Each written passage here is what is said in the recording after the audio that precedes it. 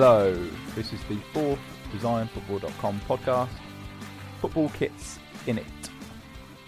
This is a special review of 2015 edition. Sure to neglect to mention some of the biggest stories of the year we're exiting. Ideal for looking back with rose-tinted spectacles, I'm joined by the joint king of nostalgia, Chris Oakley, erstwhile Football Attic blogger. Hi Chris, how are you?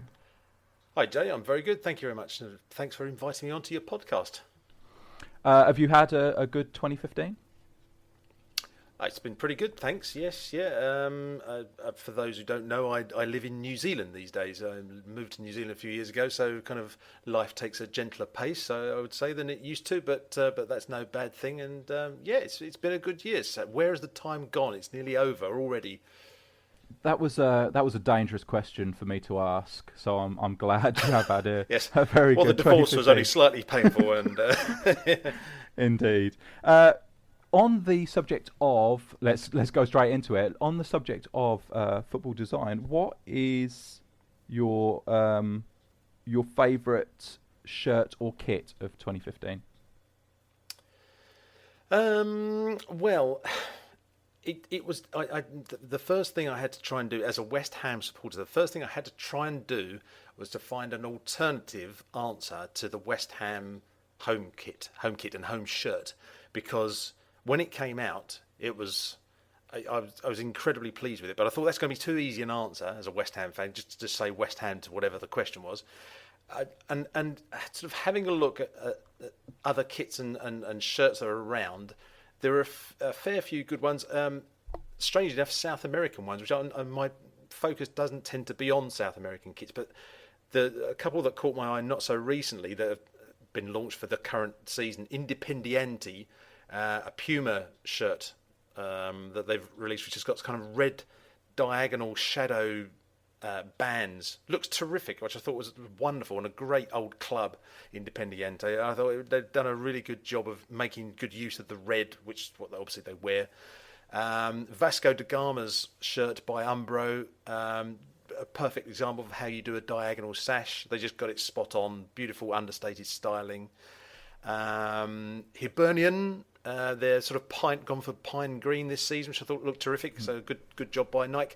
But ultimately, I have to come back to West Ham. It was just, we all know, as supporters of our own favourite clubs, there's that point seemingly every season when you go online and you see the headline, insert club name here, launch new kit for next season, and there's that moment you think, oh God, please don't let this be embarrassing, because people are going to sort of point at you and laugh if your team's new kit is wrong in some way, if it's just badly designed, and I just thought, oh, please let this be good. We knew beforehand that it was going to be Umbro taking over from Adidas, and that was wonderful. I thought that was fantastic. Not that Adidas did a particularly bad job over the last couple of seasons for West Ham, did some nice designs and everything, but Umbro, I thought this is going to be good. And of course, it was going to be a design for the last season for West Ham at Upton Park / the Boleyn Ground. And when it came out, it was amazing, because the comments that were coming back from everyone just saying how much they thought it was a terrific design. And I can't remember the last time I ever experienced that. And for it to be my club, my team, I just felt incredibly proud that we'd ended up with a kit that was, I wouldn't say universally appreciated, but the fact that it was so well liked and admired by so many people. So I just want to say thank you, Umbro. You've done a terrific job, and the kit looks tremendous. And so I would have to go for the West Ham kit. I know it's perhaps a predictable answer, but believe me, I tried to pick somebody else's shirt or somebody else's kit. There were a few good ones there, as I mentioned, but the West Ham kit was just wonderful, and it looks great. Yeah, it does. And the thing with Umbro is that they're back. I don't know if they're back to their best, but they do well. Is that they take a shirt and they seem to deliver the simplest idea brilliantly. So you never look at, well, you tend not to look at Umbro shirts and go, how did they come up with that? That's so inventive. What they actually do is say, what's the best way this shirt could look?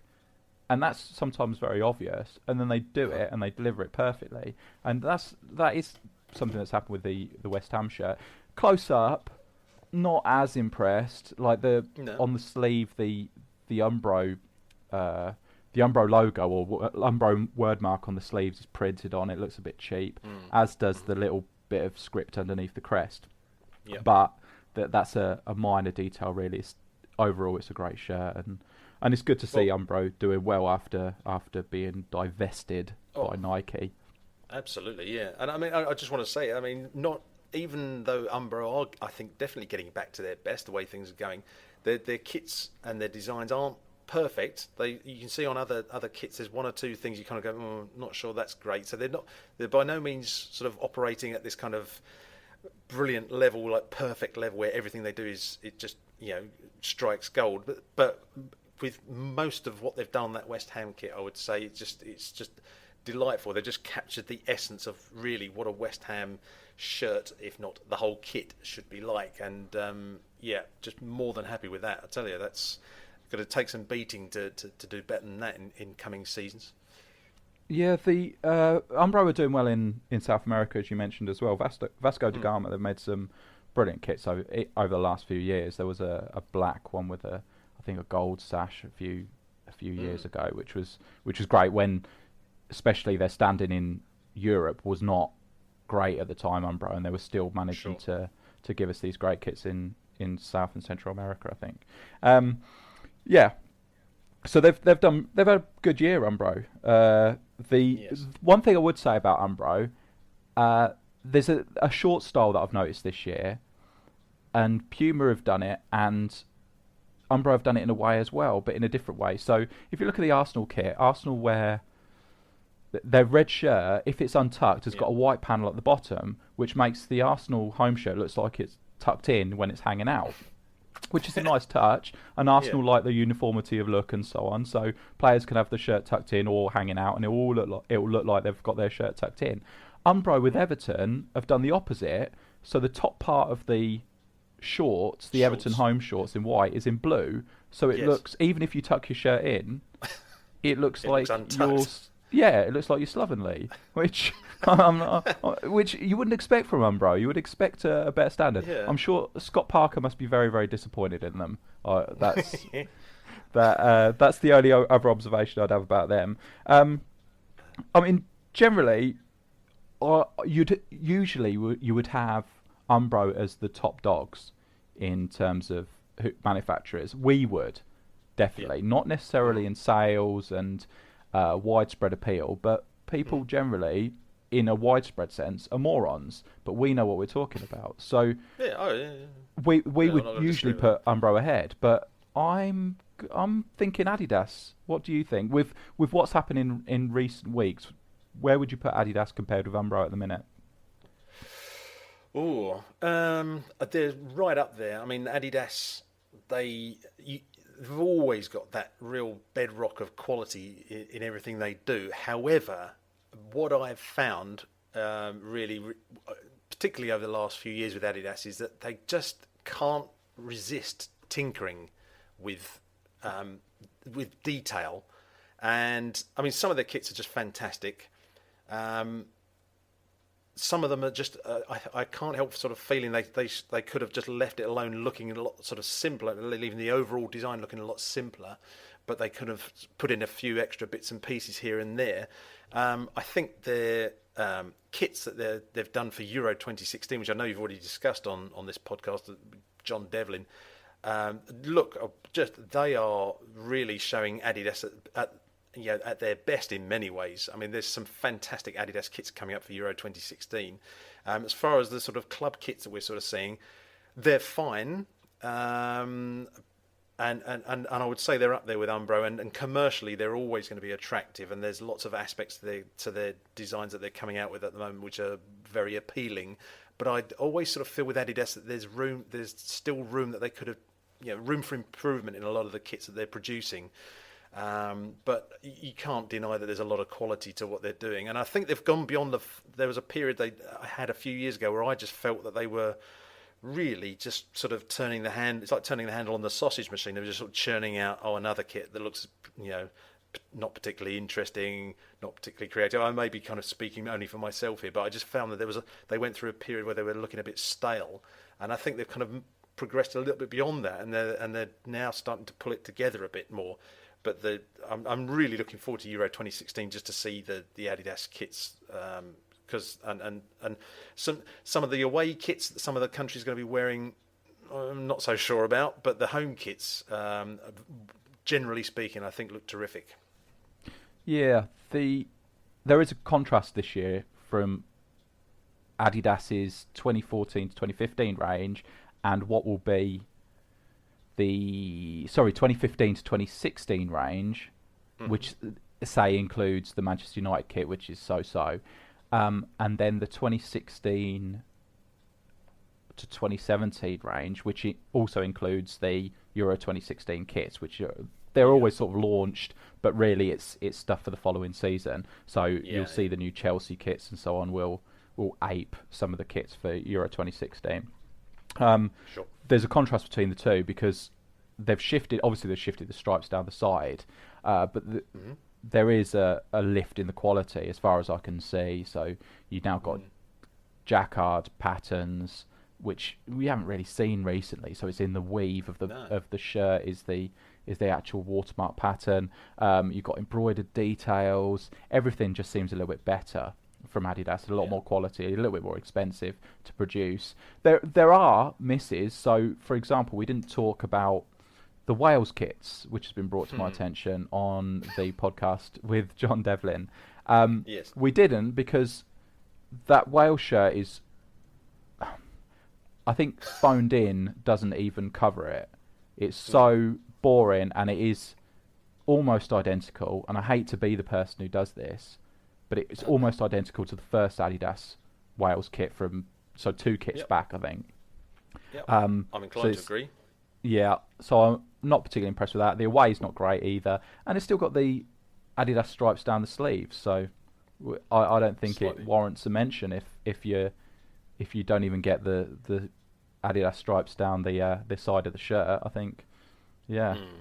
I have to say, just on that point about the stripes down the side, I mean, that's just, I love that whole motif that Adidas have done with that. It does.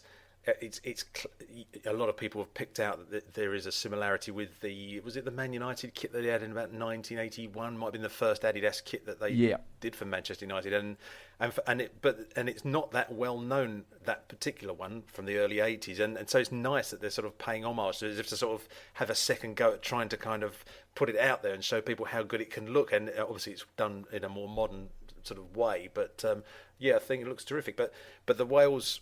Yeah, the Wales. I like. I didn't care much for the Wales home shirt with the green sort of stripes and the trim on. I just found that the green didn't really stand out enough from the red. Worthwhile trying, definitely, but it just didn't quite work for me. So I kind of prefer Wales shirts to be red with white trim, but I couldn't agree more. There's nothing there to kind of go, well, so what are we supposed to get excited about, really? Shame. And the away kit, the black and grey, or whether it's charcoal and two-tone grey, it's not really doing anything for me, I'm afraid. It looks like a sort of off-the-shelf option, really. Sorry to say. Sorry.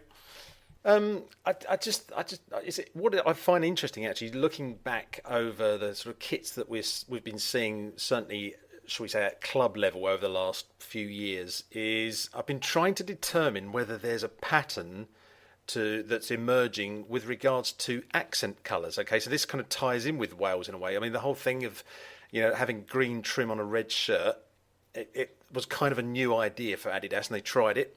It's debatable whether it worked or not.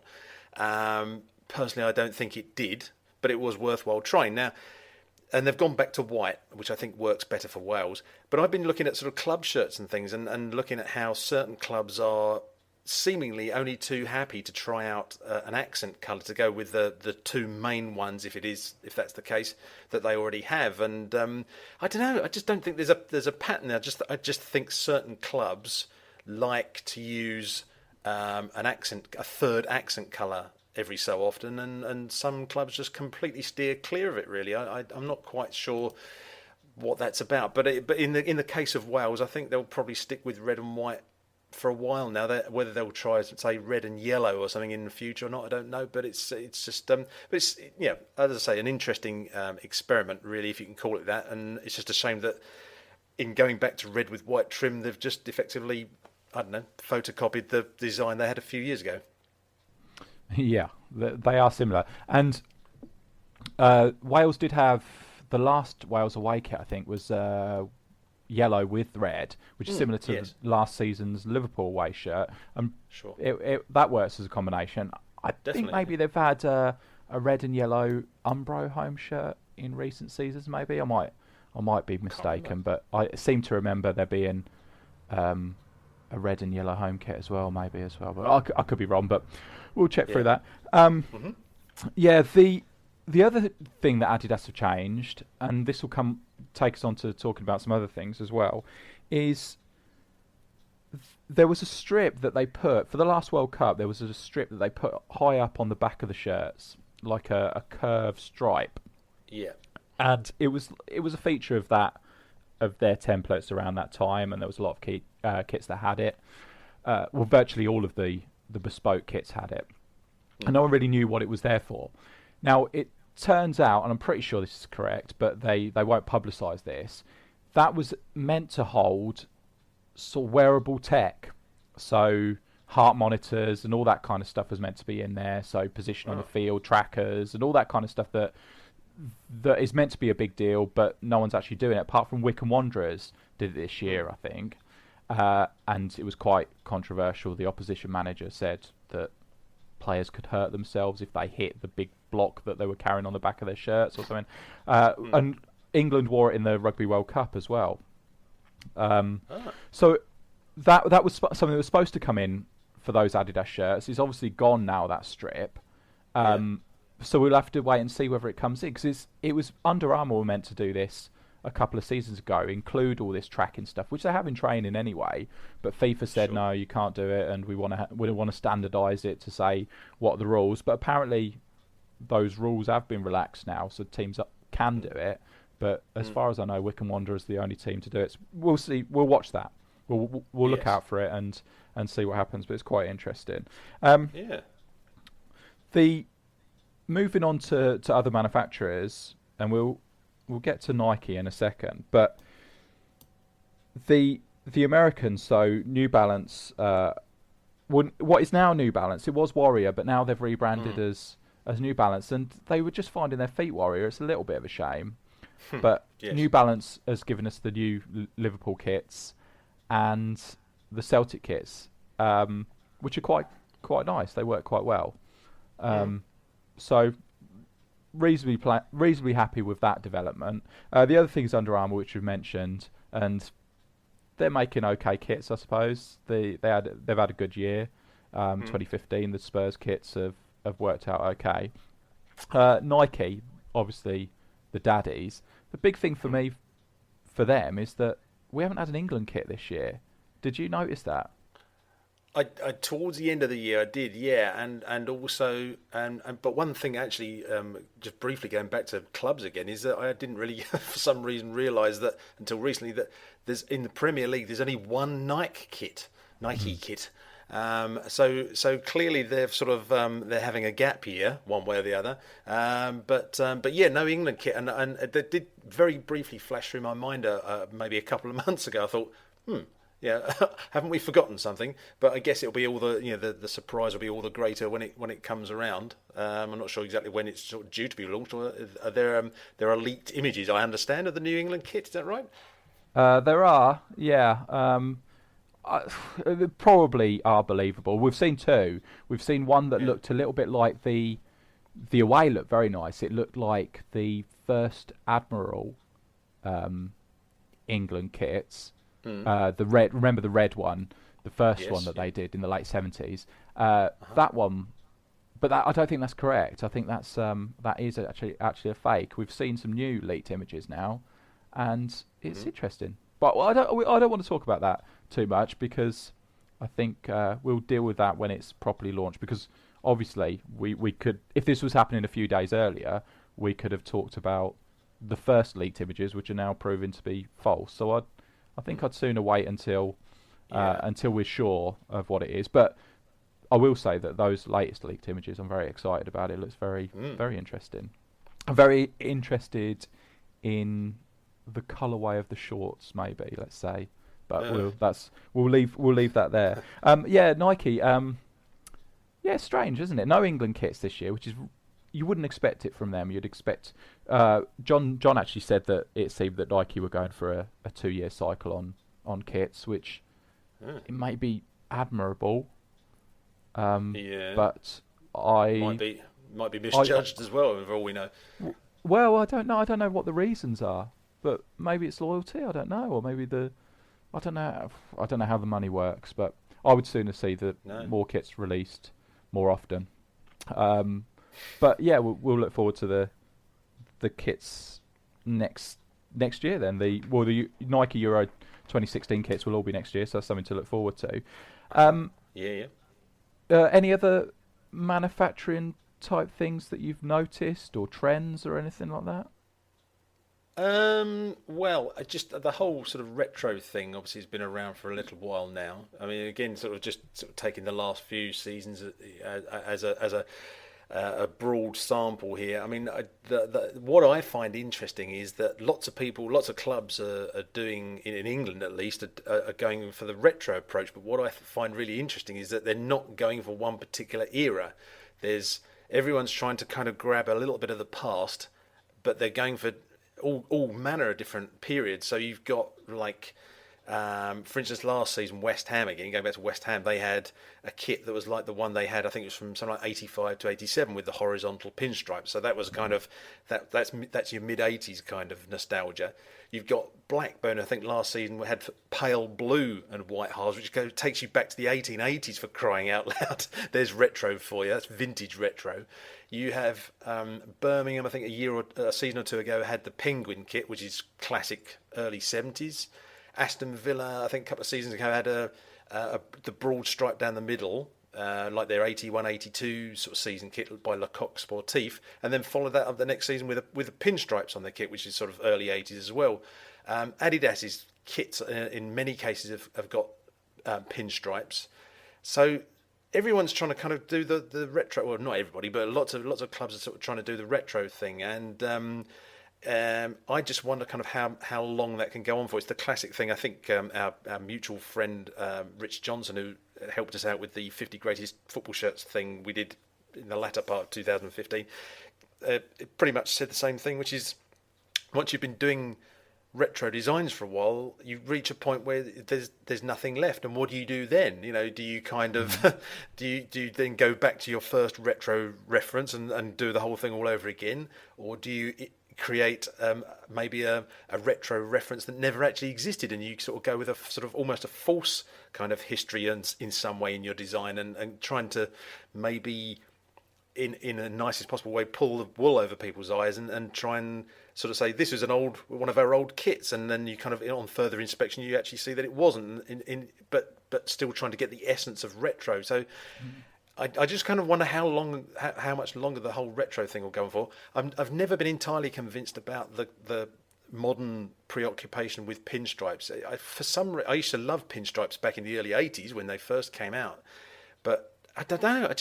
I find it just doesn't quite have the same punch about it in the modern era as they used to. But I mean, clearly a lot of people like them. That's why Adidas have really sort of put their full weight behind pinstripe designs on the shirts. But so I think I can see the retro thing going on for a bit longer. It's been around for a while, and somebody will find new aspects of old designs to go for. I think like the Admiral kits you used to have in the 70s used to have very detailed winged collars and things. Now I think Macron have tried to kind of tap into that. They've put a lot. If anybody's going for the more detailed approach, as opposed to the simpler approach, it's probably Macron. They have a lot of piping and things on shorts and whatever. But I feel that they're the only ones that are really trying to make a stab at that, and everyone's kind of just paring down these days. I think that's a sort of cyclic thing. I'm wondering whether in the next few years that will sort of turn on its head again, and we'll go back to having more detailed, dare I say, wacky designs, a bit like we had in the 90s. But that's that's kind of pure speculation on my part. I don't know. But and the only other thing really that I'm sort of pondering on is I wonder if more clubs are throwing themselves open for changing the whole format of their kit in the sense of not sticking, say, with stripes or plain shirts. You got teams like Middlesbrough who every season they just seem to be changing from, a yoke on their shirt to then they'll go to a diagonal sash and then they'll go to a plain shirt and then they'll go to something else.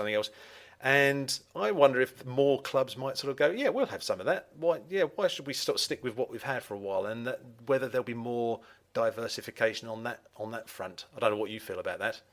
Yeah, 3 excellent points there, Chris. And it's immediately I'm thinking, why haven't I thought of any of these things? He's pointing these things out to me. The point about retro kits I'd never even properly considered, but you do get a mishmash because so many teams release these retro kits. You get a mishmash of sort of different periods of time all in the same season. Yes, so you don't really know where you are, which is especially with so many teams doing looking back at one way or another. I suppose they're going to every few years they're going to look back and I don't know, everything is influenced from the past. But yeah, it will have a kind of a messy effect as well. Hadn't really thought of that. The pinstripes thing, I wonder if it's down to the amount of other embellishment a football shirt has on it now. So it has Adidas stripes, it has maybe the different panels and so on, which is all starting to creep back in. Umbro got rid of it and now it's all creeping back in again. If you then throw on pinstripes as well, pinstripes is a very simple and dated element that you can add to a shirt. Obviously it harks back to suits or whatever else, but that would be the only embellishment, and that would be something that draws the eye. With a sponsor and badges and everything else that you've got in a football shirt, if you've got pinstripes on there, it looks a little bit out of place. So I could see where you'd have a problem with it. Sorry, what was the last point you made there? I was just about sort of what I call sort of a format change. In other words, going from stripes to plain to this to that.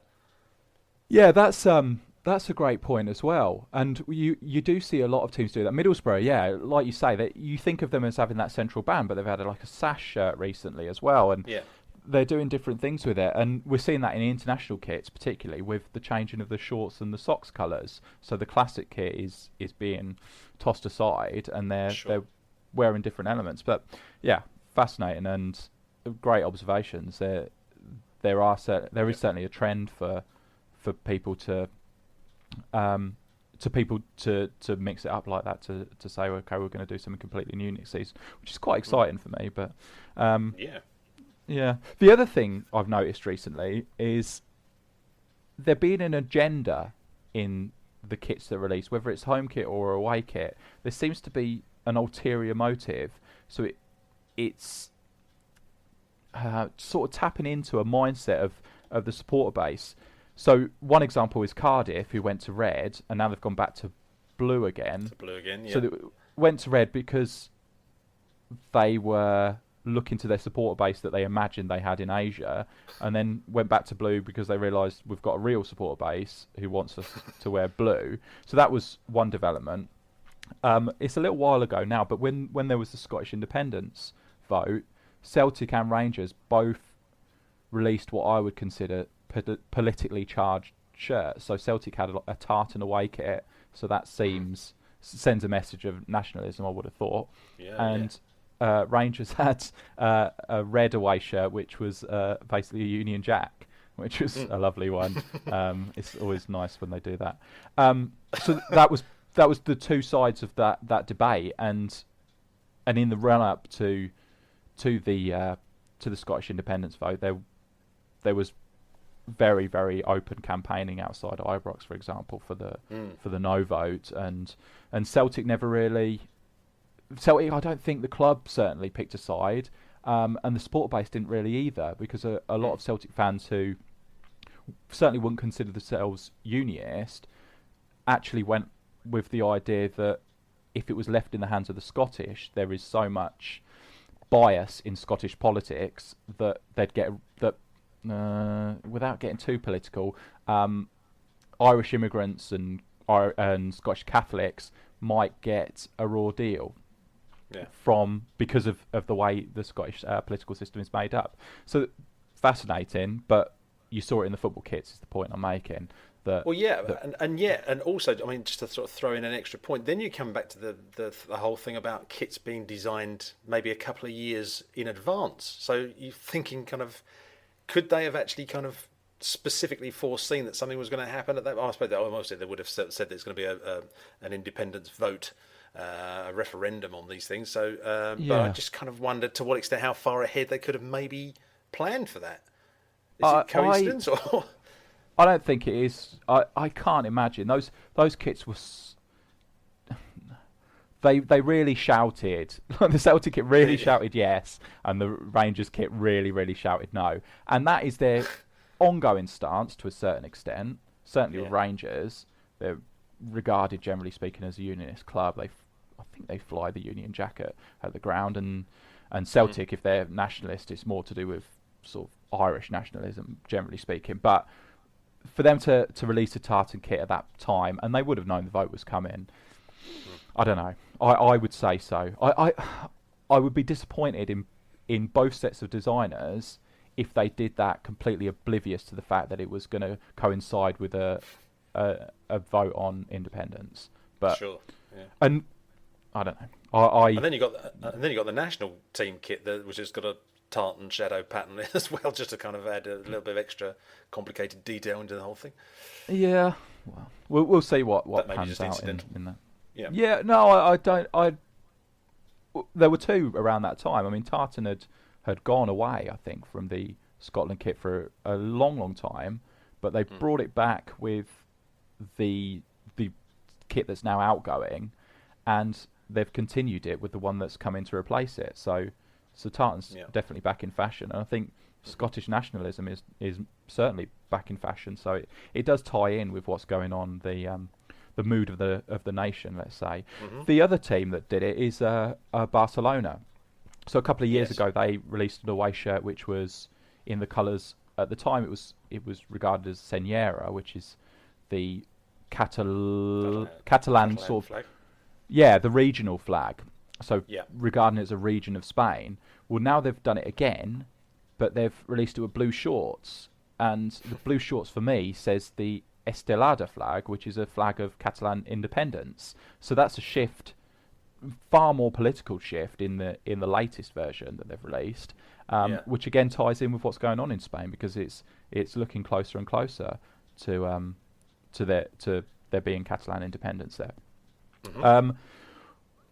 The other thing was the Bolivia thing. Did you hear about this? I did. I was aware of it when it happened, when that whole incident occurred. I mean, absolutely remarkable. But go on. Yes. So there's a guy who's very noted in the world of fantasy kit designs, if that is a world. Maybe a little bit. Let's say community. Yeah. A guy called Angelo Troffa, and he posts on our website as Amadeus Angelio, I think. So you can check out his work. It's fantastic work, and he's preempted so many design changes. Things like the pocket that appeared on the shirts a few seasons ago. So there was the manufacturer's logo was appearing on a pocket. That was something he did first. Lots of ideas that he's sort of prophesized, which is brilliant, and he's fantastic. The presentation is wonderful, and he releases a book each year, or he's released a few books, and the fourth one came out in 2015, which is Kit Concepts, I think. So Kit Concepts Volume 4 is out. Now, something he did earlier this year was he designed, and it had been done before, other people had done it on Design Football, he designed a Bolivia kit, which was based on the Wiphala flag, which is a flag which is held dear, let's say, by people of the Andes, so various groups, and basically indigenous people. So indigenous people of Bolivia, and it is now an official flag of Bolivia as well. So he designs this kit, puts it on the internet, Bolivia away kit, which has the pattern of the Wiphala, I don't know, one of the two, that flag, and and he received quite a lot of abuse from people from Bolivia, which surprised me. I don't really know the politics, but I was quite surprised by it, and it became quite a big news story. That's right. I mean, I found I think I found the guy's Facebook page earlier on, and just to tap into kind of the comments that you're getting, and to be honest, a lot of the comments I was reading were people sort of saying, actually, it's a really nice kit, which was quite reassuring that there were some people seeing it in the right way. I think there was even one comment from a guy who took a very interesting approach by basically sort of saying, look, this is a work of art, so therefore you either like it or you don't, based on that whole premise. There's no kind of I don't like it because, it's just do you like this as a work of art or don't you, and which I thought was kind of an interesting angle to approach it from. But yeah, people basically sort of thinking that suddenly Bolivia were going to walk out in that kit for some match coming up soon, which they felt extremely threatened by. But I just find it fascinating how let's use that word again, the community that can create something like this, a very nice design, can suddenly cross the line and be absorbed into everyday life and be in the news and to be suddenly what should we say, just people can then suddenly sort of take it as being potentially a very real thing that could happen, and they then give their opinions on it, and I don't recall that happening very much in the past. And maybe you know better than me of such a thing possibly happening, but yeah, it just sort of crossed the line and became part of the real world suddenly. It's just amazing. But to get so much abuse was awful, and I don't quite know how he dealt with it, but I think that he was accused of being. Well, he was informed that the flag was racist. Well, I'm not sure whether it is. He was also people who are racist, probably. I don't know. Well, yeah, it's fascinating, isn't it? But there's this. I'm not going to go into it too much because I don't know the history, and neither did he. Even though he'd visited there and so on, it wasn't irresponsible of him to do it. It's an official flag of the country, so of course, if you're not from that country, you're going to take on things that are official and say, okay, well, that can be included, official emblems and so on. Well, that could go into it. So the abuse was wrong, and one person called him a Nazi, I think, which maybe gone a little bit overboard there. Yeah. Yeah. I mean, what goes on the website does sometimes stray into the real world. I mentioned to Martin the other day that Martin Leroy, who was on the podcast the other day. He's had kits made into like Kilmarnock wore his kit and so on, and earlier this year Jamaica wore a kit that was designed by one of the members of the website. So that's all great stuff, but I suppose you take the rough with the smooth. So sometimes things aren't going to be aren't going to get a positive response in getting made into real kits. They're in fact going to be the subject of either derision, which is generally the way, or downright anger. That kit has actually been made into, I mean, I'm looking through pictures and I haven't found any details on it. I think that kit's actually been made, and like a local, maybe an amateur team or something, is wearing it in Bolivia, which is I quite like that as an end to the story. I like that. It looks great. It's a really, really good kit. It was a great design anyway, but the way they've actually put it into action is fantastic. So good for them. That's good for them and good for Angelo. I'm very, very happy for him. The other trend this year, and I don't know whether this is a good thing or a bad thing. I'm keen to hear your opinion of it. Half and half scarves. They seem to be more prominent than they've ever been before. Have you got any thoughts on that? Only insofar as they don't make me want to sort of vomit badly. I don't love them. My view on them is purely that they should be, if they're going to be made at all and sold at all, they should be done so. They should be sold to commemorate specific important games. Like if it's a European Cup final, or if it's if it's an important game, you may want to buy a scarf like that to take it home and put away in your drawer as a memento of the occasion, in much the same way as in the past we've sort of bought match day programs and that sort of thing. Fine, but because of the proliferation of them these days, seemingly, and the fact that they're being made for every single. Well, certainly, I think in the Premier League, there can't be many Premier League games go by every weekend without a half and half scarf being made for, West Bromwich Albion against Bournemouth and stuff like that, and a date on it. I mean, like, for heaven's sakes, I mean, that is completely going beyond the pale there. And that's what I have a bit of an issue with. It's just like the people, but it's a natural progression in the development of the game. Where this is the point in time we're at now. It's like people have seen that there is a sort of certain saleability to them as a commemorative souvenir. So, well, why don't we just make them all the time then? And that's when they've sort of lost, whoever's making them has kind of lost where they can be considered something worthwhile. And I don't know to what extent people buy them, in what numbers or whatever. I can't think that there's many people that buy them. Fundamentally, half and half scarves I think are harmless, but I kind of think now that people have just run with it a bit too far, and it's got to the point where a lot of them are just meaningless now. Why bother going to the trouble of making them for an unimportant game? I'm sorry to pick out those two clubs earlier on, by the way. I mean no harm to the fans of West Bromwich Albion and Bournemouth, but you get my point, hopefully.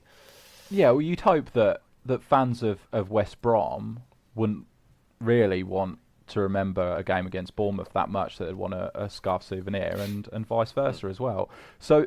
For heaven's sakes, if you want to do that, I mean, it's just cheaper. And, yeah. I don't know. Well, that's interesting. Is it cheaper? I don't know. I'd like to think in my mind it's cheaper. Yeah. I've actually got one of these scarves because now you tell me.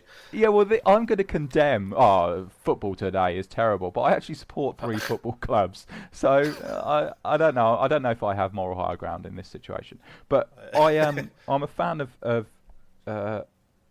Olympique de Marseille, and there are reasons for all this, so don't condemn me. But Olympique de Marseille, Celtic, and Liverpool, and to what extent I'm a fan of any of them is debatable. But I have Liverpool played Marseille a few seasons. Well, they played them twice over a couple of seasons, I think, and I did get a commemorative scarf.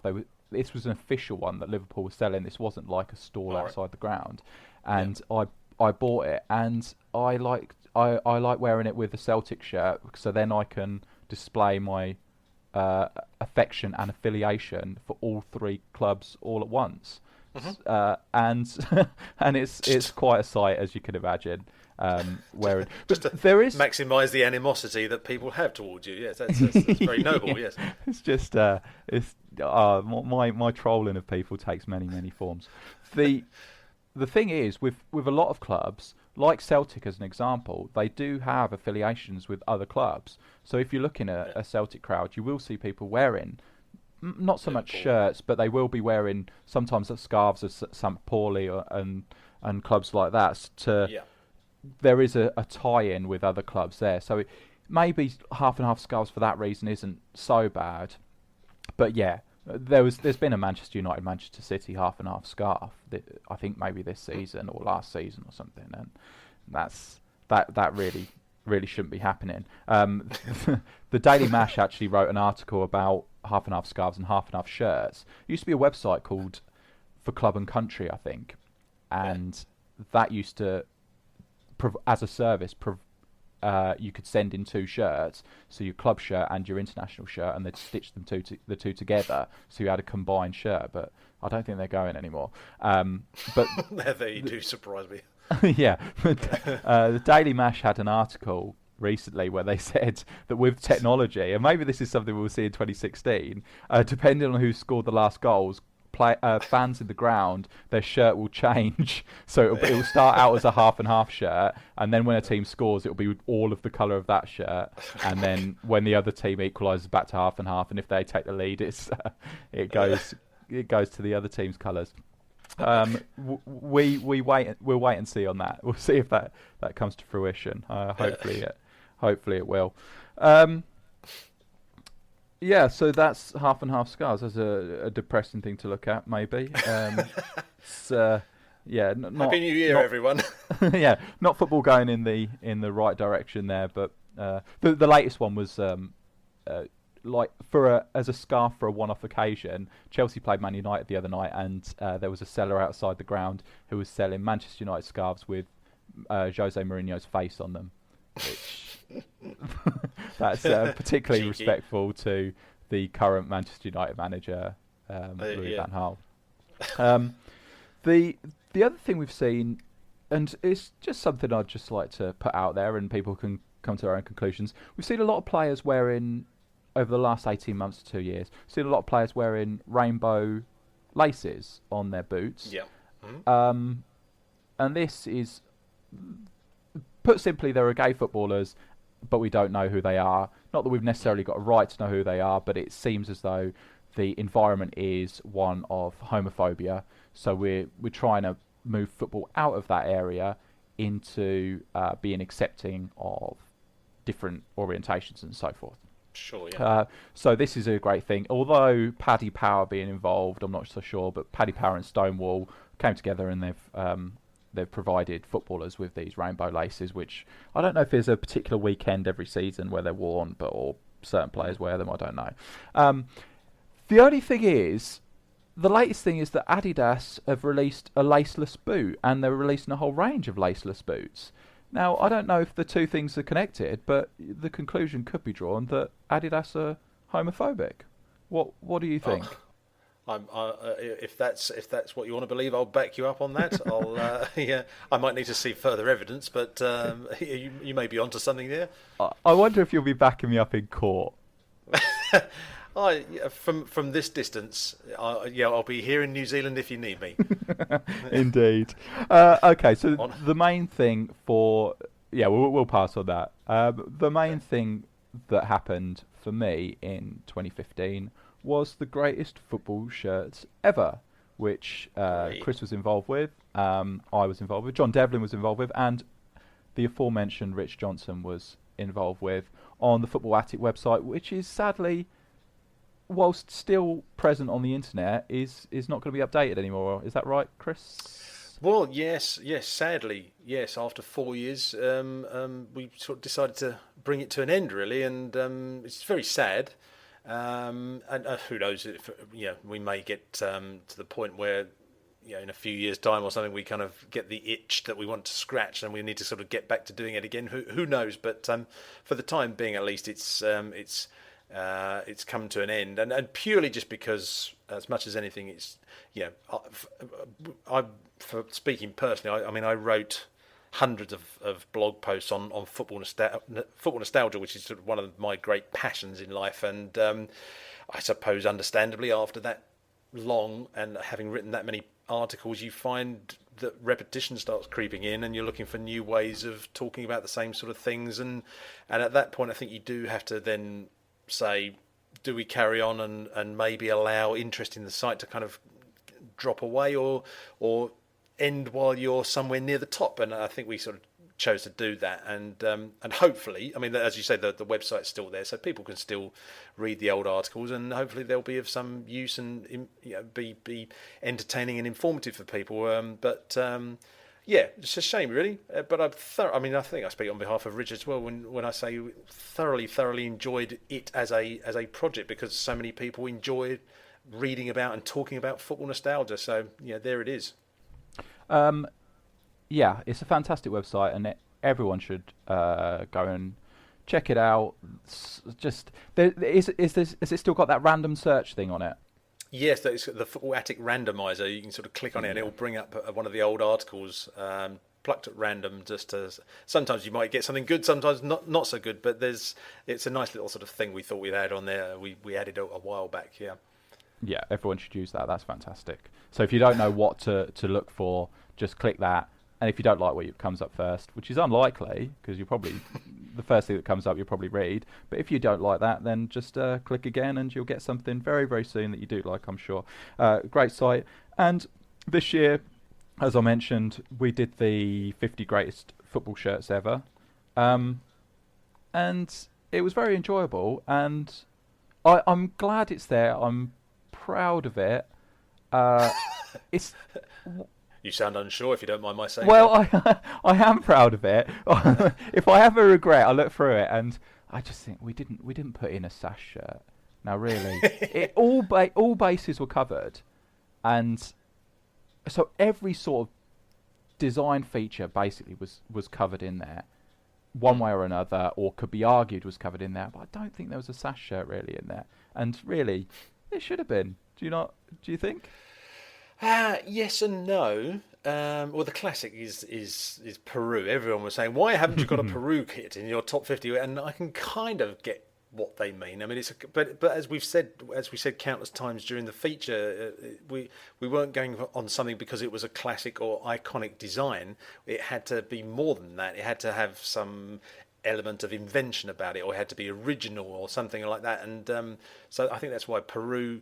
There's some lovely Peru shirts. Don't get me wrong, but we just, I don't know, felt that there wasn't one that particularly stood out. And I think the other thing as well for me was that, as we've seen in the last few years, at least in England, with club shirts and things, that Adidas and is it Macron or somebody? There's been a few different manufacturers attempting the diagonal sash on the shirts, and I just wonder whether subconsciously we were finding that maybe we were reaching sort of not a saturation point, but maybe we were getting affected subconsciously by the fact that there were so many diagonal sashes around that we were trying to somehow sort of steer clear of them. Hopefully that wasn't the case, but that might have been possibly what was going on there. But yeah, there have been some fantastic diagonal sash shirts. Yeah, absolutely. I think what we shouldn't do is argue with the process, because the process was perfect. You can't argue with that. There was it got there because it got there. And it's just, when you look at it in hindsight, you go, "Oh, it would have been nice if one had made it in," but it wasn't. It wasn't a decision we took. It was just through the very, very convoluted process we got to narrowing it down to 50 shirts. You laugh because when I say convoluted process, I mean almost killing each other. We got to those 50 shirts. So if a sash shirt didn't get in there, that's because it did warrant being included in that based on the system we had in place. But the influence of that list is something else that makes me proud, because Birmingham, after we included I don't know what year, but I won't put you on the spot. 70 sometime. 74 or something, yes. Yeah, the Birmingham City German flag away shirt, which hadn't been seen for 40 years? Yeah, 77 or something, was it? The last time or 76, something like that? Yeah, so you're looking, heading towards 40 years. Suddenly re-emerged. It suddenly re-emerged. Yeah, Birmingham are wearing that kit. Now, I will mention base layers, because they're wearing a black base layer with it, when surely, if there was ever a time where you needed to have an alternate sleeve base layer, it's with that shirt. So, to have absolutely. What is it? Black on. This is the trouble I had when we did the podcast. Is I couldn't remember the order of the German flag. It's black sleeve, one black sleeve, and one yellow sleeve. Is that right? That's right. Yeah, absolutely. Yeah. Okay, so that's what it should have, and it does have it on the shirt, but the base layers, they're just wearing black base layers with it, which is very, very disappointing. But the great influence there. And Adidas have released a whole range of stuff which refers to our number one shirt, the West Germany 88 to 1991, whenever it is, the ribbon band thing shirt. So if you go onto the Adidas website, you'll see, I think a lot of it's in the sale now. But they released a load of stuff. So yeah, we were responsible for that as well, I think. And we claimed that. Yeah, we're having that one. And I mean, all joking aside, I mean, I couldn't help but sort of feel, particularly in the case of that second example you just gave there, that we, if nothing else, we provided the extra sort of nudge to Adidas to sort of say, you realise you're sitting on an iconic design, don't you? And maybe you could be doing something with that, because it was just, that can't be coincidence that all came out as straight afterwards. But I was particularly gratified. I can remember the day waking up and somebody tweeting me and saying, "Have you seen this?" And it was the new Birmingham, Germany shirt that I was like, but that's ridiculous, because we've all decided that design will never be seen again, and yet here we are, literally minutes after talking about it on a podcast, and I thought, wow, there's influence for you. I dispute that, Chris. if you, and everyone should listen back, but if you listen to the podcast where that shirt is mentioned, there's me very, very clearly stating it's about time they brought that shirt back. Oh, So, I was more than happy to say if they did bring it back, I'd be perfectly happy if they did. That's for sure. It is a fantastic design. So yeah, I mean, I'm just trying to think what other things we had in our top 50 that maybe could still yet happen. I mean, I don't know. It's just just briefly to talk about that. I just wanted to sort of say that it was a wonderful project to be involved with, in the sense that it gave all four of us the chance to reevaluate shirts that maybe we completely dismissed in the past. In the process of honing the list down to 50, we all at some point persuaded somebody else in the group that a particular shirt was great, when maybe in the past we thought it was really poor, and so for no other reason I thought it was a really worthwhile exercise. And then you put it out there and you publish it, and the whole world seemingly sees it, and of course then the whole dialogue then just gets magnified by seemingly 1,000 times, and you get random people from South America emailing you saying you know nothing, and stuff like that, and just generally sort of saying like, why haven't you not included a kit from some obscure second division Peruvian team, and which you have to deal with all that, but the fact that it gets everybody talking, or it got so many people talking, was wonderful. It was a really, I'm incredibly proud of that project, and talk about a labour of love, but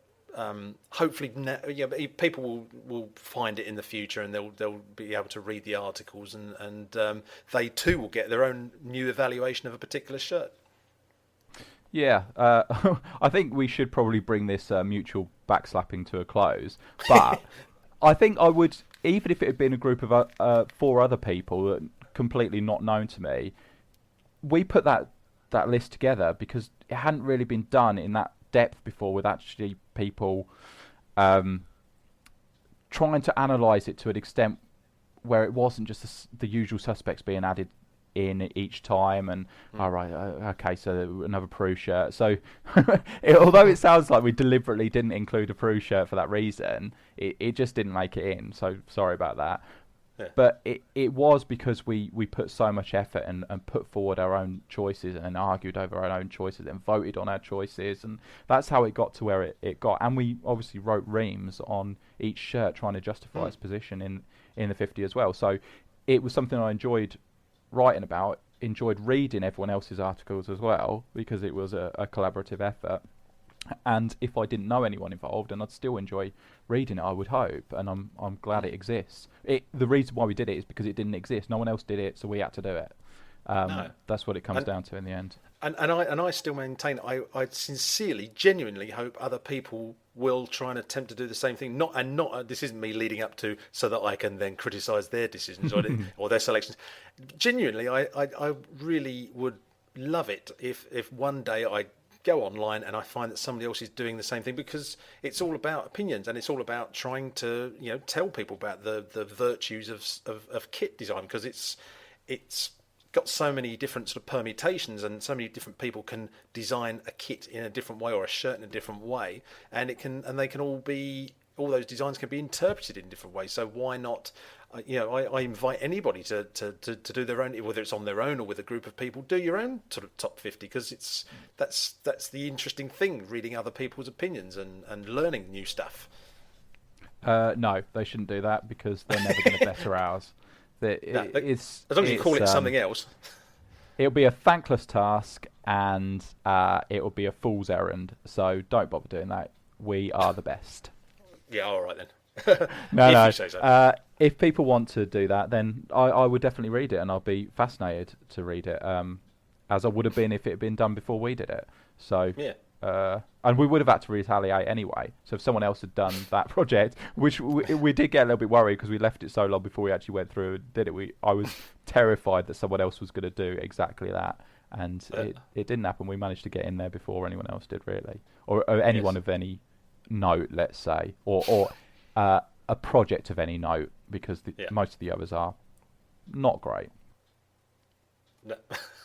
But it's and if we wanted to, we could spin it off into, we sort of joked about this before, but we could do, best goalkeeper kits, best away kits, and all sorts. So there's plenty of potential. If we ever feel like murdering each other again, then of course we can, and just take a different angle on the whole thing. But that's for another time, maybe. Yeah, I do want to do that though. I do want it, and the goalkeeper shirts, away kits, base layers. Oh, it'd just be fantastic. Anyway, we should move on.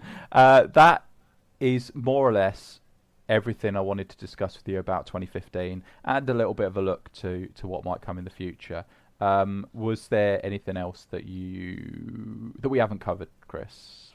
No, not at all. I think pretty much everything that was on my list has been covered. So it's just to say thanks for having me on the podcast and to be able to talk about all that stuff. It's been fantastic. I've very much enjoyed you being here, and thank you for coming on. Chris is Chris isn't. Projects will emerge from Chris, I'm sure. But if you want to talk to him about anything, at Chris Oakley on Twitter, it really is as simple as that. So give him a shout, and he'll discuss anything that we've talked about today, or anything about life in general. Is that a service you provide, Chris? It's a service I've provided in the past, free of charge, and I can't claim to be very good at it. But if you've got personal problems, what can I say? There's always Jay's Twitter account as well. If I can't help you, then he can. Yeah, you don't want to come to me for help on anything. But if you want to talk to me, that's fine. I didn't actually introduce myself at the beginning of this podcast, so who is this bloke? Well, I am Jay. I blog on designfootball.com, so you can read that if you want to read that. And as Chris says, I am on Twitter. My Twitter handle is J29ers. Design Football is on Twitter as well, which is Design Football, surprisingly enough. And we're on Facebook, designfootball.com on Facebook. So if you want to like us on there, and you'll be kept up to date with whatever's going on the website. So that's been fantastic. Thank you again, Chris. Thank you.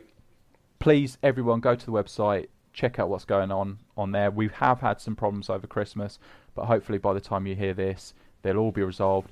Have a very happy new year, and we'll speak to you again soon. Bye-bye. Goodbye.